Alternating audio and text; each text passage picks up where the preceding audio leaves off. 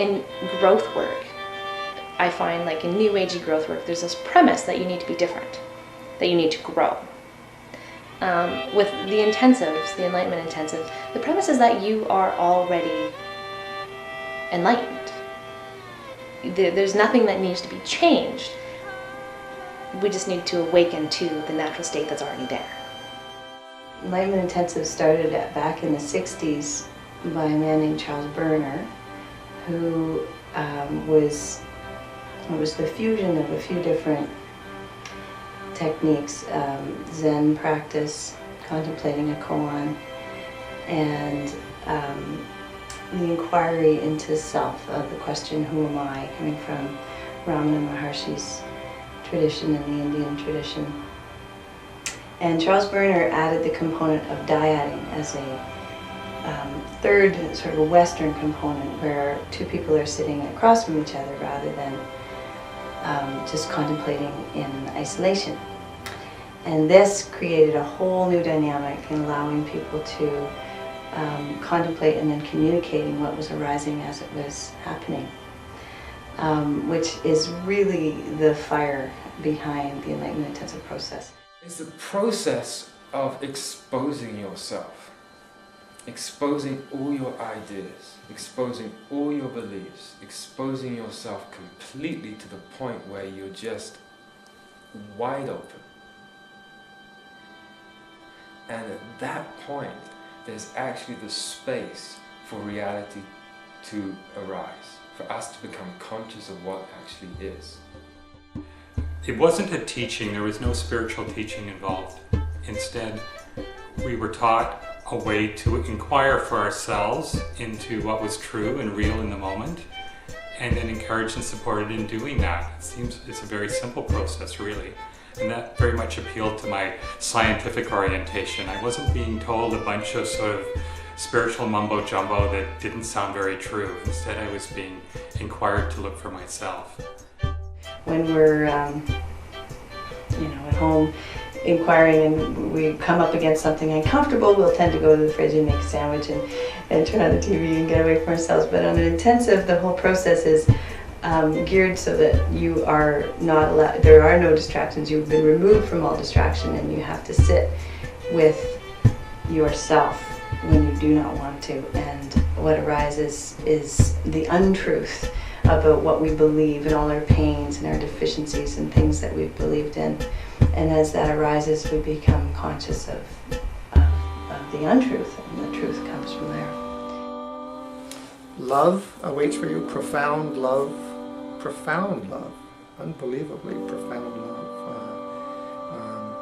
gales of laughter, intense weeping, an aching back, get so tired, and some incredible insights to yourself and to life, and experiences that would take books to describe, and do take books to describe. It's just very difficult, if not impossible, to put into words. You need Rumi's poetry, or Sufi poetry, or some ethereal music to understand what you've just experienced. And that's without any kind of drugs, and with just vegetarian food, no coffee, no caffeine, no chocolate for days. And at the end, people are often asking, when's the next intensive? I want to do another one. Can I do another one right away? This might be the same person who was very reluctant to do it in the beginning. That's a very common phenomenon. The intensive gives an opportunity to really just take a weekend, 3 days, 7 days, 2 weeks if you have the opportunity to do that, and contemplate, and then come back into life and be in life with this truth and live from the truth. It's a practice that I carry in my life outside of the intensives. My capacity to be real, to show people who I really am, to take that risk, to be vulnerable, has been increased immeasurably. Like it's not even a question. The truth is accessible in this process and is not something you have to meditate on top of a mountain for 20 years to get to.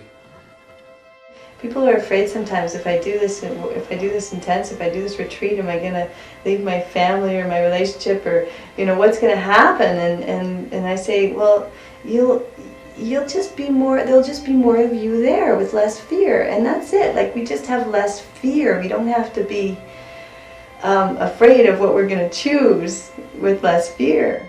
Every time I go still, there's some fears that come up, there's some anxiety that comes up. My mind never really thinks it's an awesome idea. Like the day before I go, it's always like, no, how about you just go to lake instead, or go have fun with your friends this weekend, like you don't need to do this, what's this? So I think it's important to realize that it's natural for like fears and anxieties and all sorts of reasons to come up, to be like, oh no, I'm not quite ready for this, like, and we are, so I think so. Like, I think if people are at all interested, just go and try it out, right? Because there's always reasons not to. There's always going to be fear. We're all human. We all have our stuff to deal with, and just to be able to give yourself that gift of bringing up all your past pains and being able to let go of them, free them. So they're not you anymore. So. If you go to intensive and you're seeing this on film, my recommendations are just relax. And if you get pissed off, get to know anger. If you get resistance, get to know resistance. You don't have to push it away or reject it, because that's what we do in our lives every single day. It's an opportunity to just totally learn to love whatever's there.